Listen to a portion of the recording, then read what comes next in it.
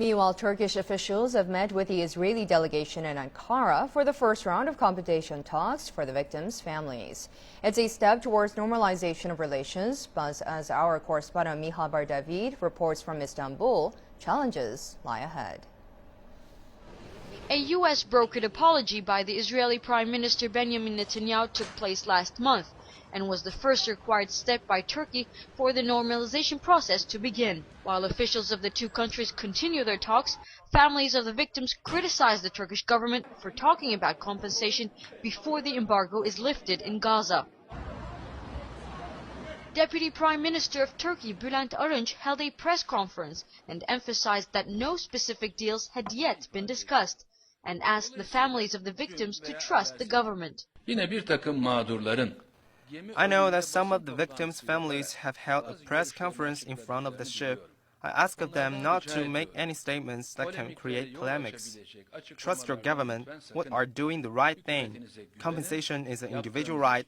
You might want it today. Tomorrow you might want to waive your right.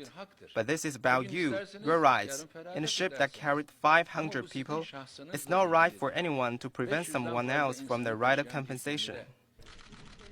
Another challenge for the normalization process is Gaza, which the Turkish Prime Minister said he will visit soon.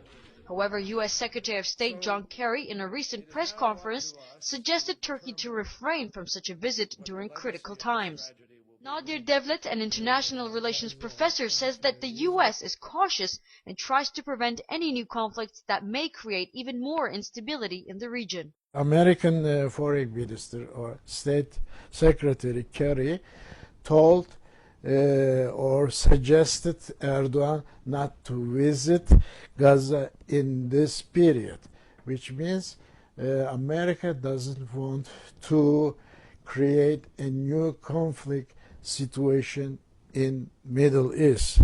Challenges remain for Turkey and Israel to normalize relations. Upcoming days will be important to see what the Turkish government will do before Prime Minister Erdogan's visit to the White House on May 16th. Nadir Devlet, CCTV, Istanbul.